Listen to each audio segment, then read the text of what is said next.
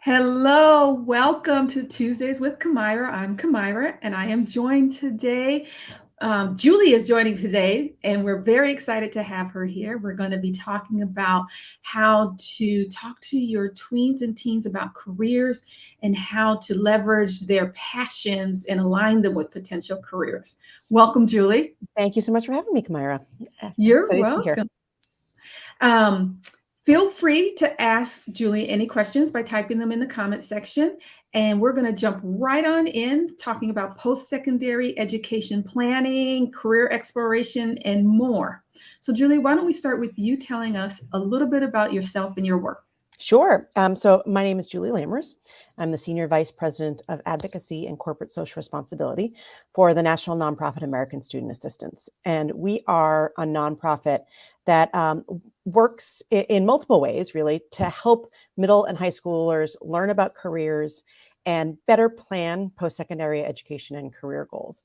So, we do this in a number of ways. We do it through a variety of digital products that we provide directly to kids. We do it through a lot of work I do around advocacy and trying to change policy and really opportunity for career exploration and a number of other activities. And then we do some direct investment and grant making to organizations we know are doing this work really, really well.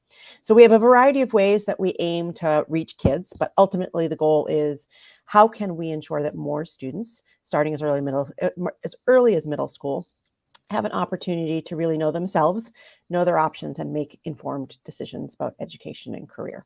So that's overall what we do. And I'm excited to join you today to have this conversation. Thank you. My first question isn't middle school too early for them to be thinking about careers and career planning? Or am I really off base? No. So we think that it has to start by middle school at the latest. There are some organizations that actually start talking about career as early as kindergarten. We've funded a few organizations, a great organization out in California that actually starts career planning and getting kids thinking about career as early as kindergarten. But we think that it's really important to at least have conversations about career interests and goals by the time middle school ends. And one of the reasons that it's really important to do that is because we certainly don't want kids picking their career in middle school. That's not at all what we're advocating for. But what we see is that if kids don't have an understanding of certain careers by the time middle school ends, they actually start to foreclose those as opportunities for themselves. So it really is about trying to expand possibilities and have kids start thinking a little bit more critically and a little bit more deliberately about what the things they are that they're passionate about, and then how those passions align with long-term career goals, so that they're not saying by 8th grade that because they haven't seen something, that's not for them. It really is about expanding opportunity at those ages, and really starting to have kids think how their passions and interests, what they love, and what they're good at can align to long-term career goals. So, how can the adults in the tweens and teens' lives initiate these conversations with them? Yeah, so we think about it in a few ways. One of the things in the middle school space that's really important to do is to really start thinking with helping students, tweens and teens, think about what are their passions? What are the things that they love to do? Sometimes it's also aligned with what they're really good at. Sometimes kids really, really like the things that they're really good at, but they're not always aligned. So how can you think about those two pieces, the things that I'm really passionate about, as well as the things that I'm good at? And that can happen through career exploration activities. There are a lot of really good online tools that help kids start thinking about how their interests and aptitudes align with careers. We have a free tool that we've created. It's called Futurescape. And I believe we can share those resources with you. But it's just a way for kids to start thinking about, these are the things that I like. This is sort of what the world needs. And that is long-term what a career might look like. Not picking now, but really opening up a sort of broader lens to what those things might be. So parents could start having those conversations, now about thinking about the sports that you may do, the after school activities, things that you're naturally drawn to in as you're picking classes or doing electives in school, things that you choose to do in out of school time. What are the things that you love? Where do your skills naturally lie? And then as kids move into the high school space, we really advocate for giving kids the opportunity to test and try some of those things. Because what I'm passionate about, when I like, turns out it may not be all that well founded based on reality, right? So people might have this great idea that I really want to go into marketing. And then when they do have an internship or experience what marketing really is, they may actually hate that. And so we're really trying to ensure that more students have opportunities in high school to really test and try some of those experiences, so that as they're making post-secondary educations, they're really well informed, not based on what they think they might like, but actually something that they have experienced, and have a really good foundation in either some career building or a career exposure to, or skill building activities, to really give them a real sense of what that might be. So those are some things parents can do, really helping with that career exploration and exposing them to those tools, and encouraging things like an internship in high school, or volunteering or service learning, an entrepreneurial experience, a lot of which can be done digitally these days, or might be available in your local community. And where do we go to find that? Our child has expressed an interest in something. It's not what we do. So where do we go to find these learning-based opportunities or internships? Yeah, so there are a variety of places. I think there are increasingly opportunities that schools are providing. And so, the first stop might be the school counselor's office, right? So increasingly, schools understand that the value of connecting what is learned in class to a career experience is vitally important, not only to help kids build skills, but it really connects them to their learning, right? It is a way of engaging students in what they're doing inside the classroom every day, to expose them to how this is relevant outside. And so increasingly, high schools throughout the country are beginning to build some of these experiences. So a good place to start is always that high school guidance counselor, understanding what opportunities they're aware of. Local business organizations are also becoming much more actively involved. So a local chamber of commerce, or the state often has lists of resources. Some states have become very good at communicating internship experiences that might be available, for example. So those are three places I would start. And feel free to reach out to ASA as well, if we can point you in the right direction of resources we might know in your community. I'm always happy to connect people. And I know just from working with young people that we should encourage them to create their own opportunities too. If it's not available and they have an idea, to talk to them. Do you guys do any of that, helping them create their own? Yeah, so we don't do it directly, I would say, but we do work with a number of organizations. And I think the best example of that is a work we do with an organization called NIFTY, the Network for Teaching Entrepreneurship. And they do a number of entrepreneurial challenges that kids can get involved with. And this really is an opportunity for kids to say, this is an area of passion for me. I would like to build a business that addresses either a community need or, just something that I really would like to work on in the future. And throughout the year, they will have challenges that will help, that kids can enroll in and try to sort of pitch their ideas to experts. So things like that that are provided through nonprofit organizations and give kids the opportunity to build skills, sort of real world business skills, while testing their own interests and passions, are really beneficial as kids begin to test the waters of what they want to do long term. I think one of the challenges that we have seen as an organization is, for many years, our focus was on post-secondary education, so college-age kids. And what we were seeing time and time again was kids were coming to us saying, sort of, I wish I had known, or I wish I had thought about things differently before I entered college. And that stemmed a lot from the fact that kids were picking a school first, and then a major, and then their career.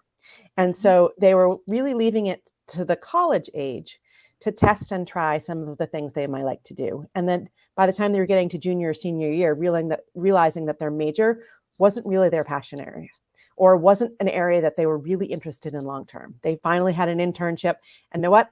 I actually hate business, right? So now they've spent a couple of years in college, taken out loans, and they are sort of feel like either they're stuck or they're starting from ground zero again.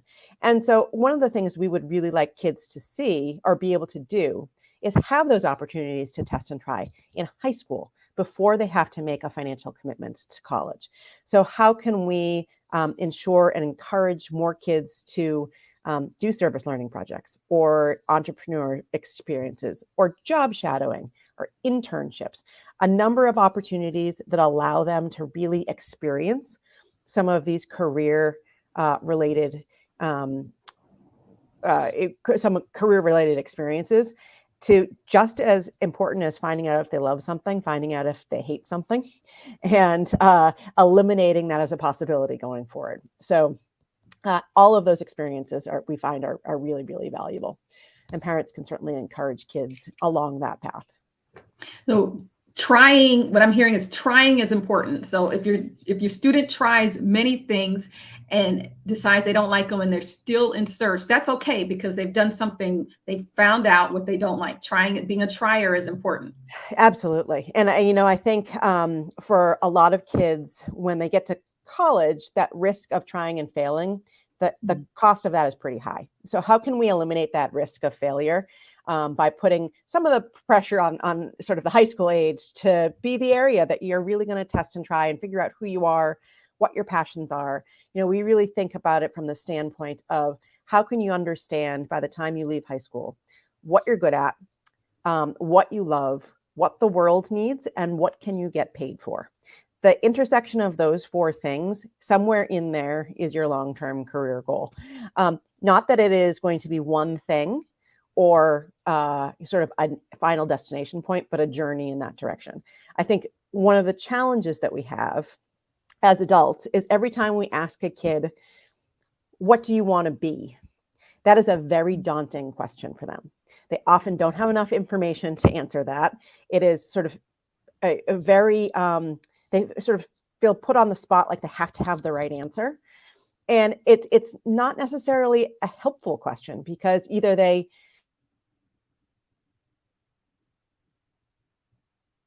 right. So, we think that it much more should be linked to conversations about what do you love, what are you passionate about, and then help them figure out in that what the world needs out of those passions and loves, and what can you get paid for.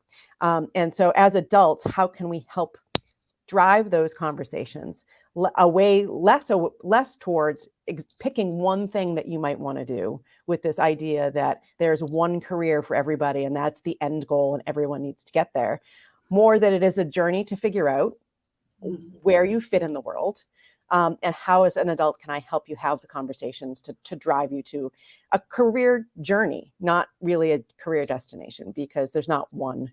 I'm sure most of us have not ended in the career that we started in, and that's good and that's okay. And that's what we should be helping kids think about. How do I make this a career journey based on what I love? We have a comment that we're going to get to, but first I want to ask, what does a meaningful work-based experience look like? So more than just. So ideally, it is a paid experience because we want to make sure that kids can really learn through work rather than just working instead of learning. It really should be an experience that allows them to gain skills in a specific career field, to help them build workplace identity. So, do I like to be in an office? Am I okay with spending a lot of time online? All of those things that tell you something about the way that you work. And then ideally, is also an opportunity for kids to build social capital. So that is the networks that will help you in the long run further your career. We know that still about 50% of all jobs come from someone that you know. And so the ability for kids starting at a young age to begin to build that social capital, understand how their personal and professional networks can help them with mentors, with long-term sort of career trajectory is really, really important. So it could be a paid on-the-job internship, it could be a pre-apprenticeship of some kind, it could be a job shadow. Job shadows tends to be unpaid, but I think anything that allows kids to build those fundamental skills, workplace identity, social capital, and ideally get paid for it is the ideal.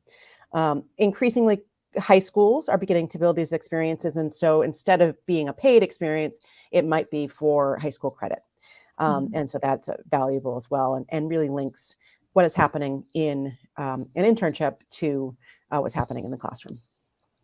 Thank you. We have a comment. It says it's from the amazing Jessica, but I suspect what happened is it went to one of our other, since we are broadcasting simultaneously across platforms, it probably went to a platform and then she's forwarding it. And the comment is, my high school had students shadow. Oh no, I think it may be from her. Had students shadow a professional senior year. And I'm glad I figured out I would hate being a psychologist before I committed to it. Yay! Yes, and that is exactly the type of learning we want students to have. I think we are sort of long past the notion that there's one post-secondary education path for everyone, one career path for everyone, that everyone's version of success needs to be something different, right? And the sooner we can start thinking about where I fit in the world, what are the things that I love, and most importantly, for Jessica's standpoint, the things that I actually hate. Like I really hated this experience, and we've learned quite a bit about those. We've funded a number of internship programs, and as well as career exploration programs. And the number of kids that said, I thought that I would love this and discovered that I really don't. And so now I am shifting, right? And I'm not going to waste my time doing something that I now know is not going to be valuable for me long term, we find to be just as important an outcome for a lot of students, right? Because it is an important learning from the student's perspective that they can now be more confident in the choices that they're making, because it has been something that they have themselves experienced. So we really encourage kids to start trying to have those experiences earlier. In general, historically, internships have been seen as something that should wait until college. We are doing our best to make sure that there are more high school internship experiences available for students. Still a fairly small pool of them, but they can be found. And so, I think Jessica's experience is a good example of why kids need to think about these things a lot earlier. Yeah. We have another comment. Terry says, "Oh, good advice. I agree, Terry." Thank you, Terry. Good to hear. I'm glad to hear. So I think, from a parent perspective, it is sometimes hard to have these conversations with your kid about sort of what you want for them versus what they want for themselves. But, I think we sort of really encourage conversations to start with a really critical understanding of that.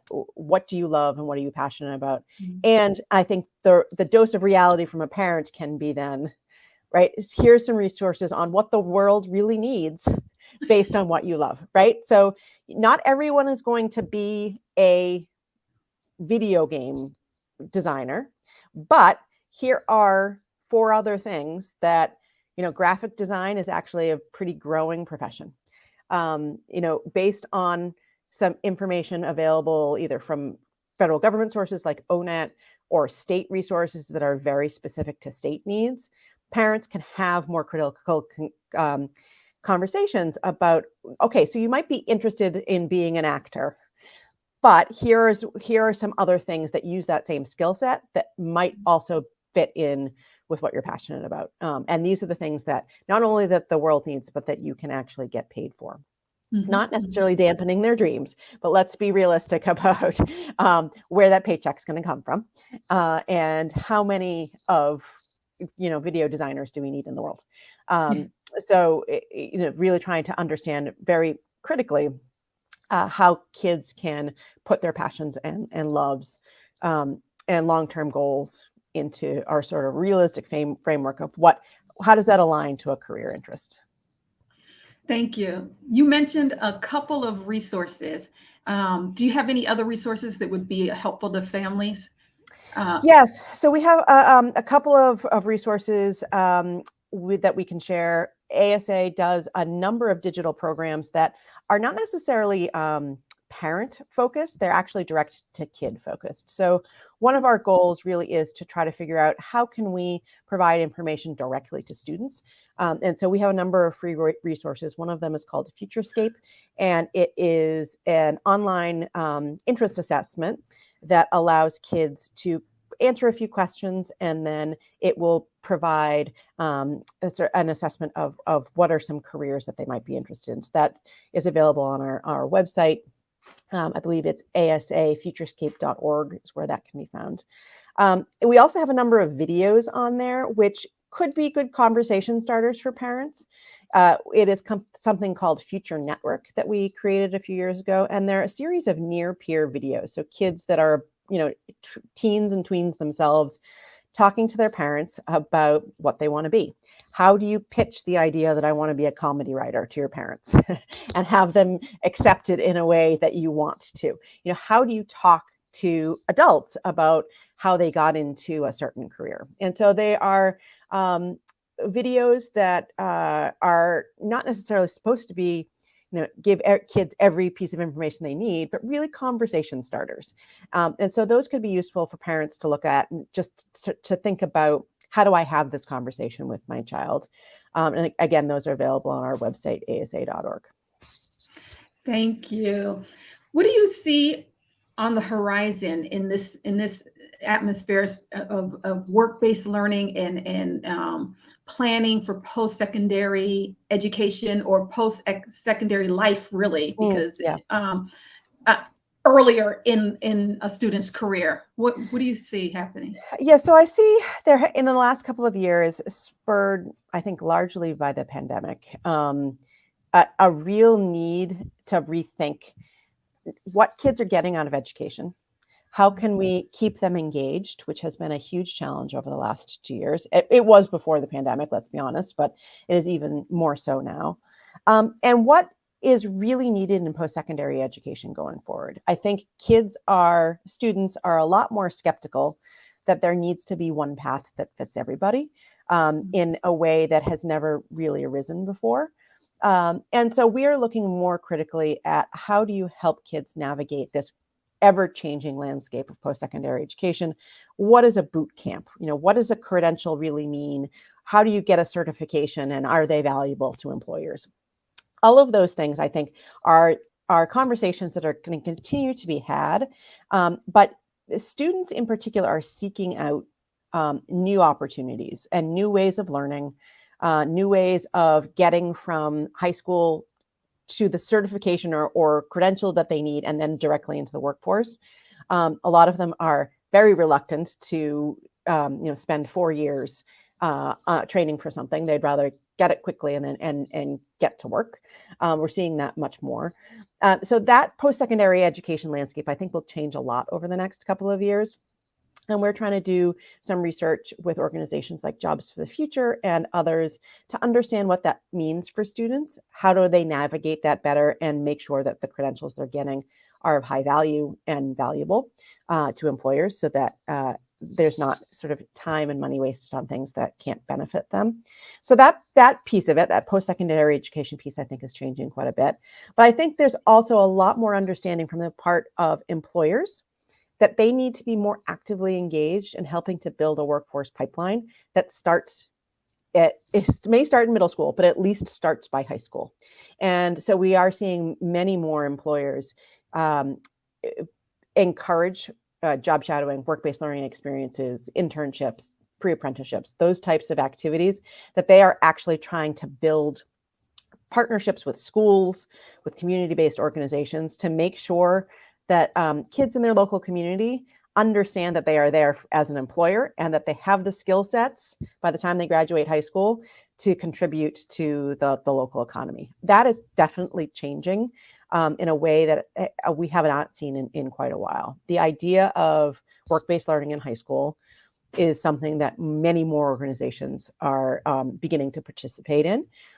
We see large entities like the U.S. Chamber of Commerce Foundation talking about it, and national entities across the country trying to figure out how do we encourage and support more broadly these experiences so that both high school students and an employer can benefit. Thank you. And I want to reiterate something that you mentioned before. We're not asking the students to narrow their self-definitions or the way they see themselves. We're just asking them to have experiences so that they can actually broaden it, that maybe I am more than X or Y, or maybe I am X and Y. Right, absolutely. And I can do all these things. And so they still keep receiving the academic fundamentals because they're young and growing and can change their minds, but at least they're exploring.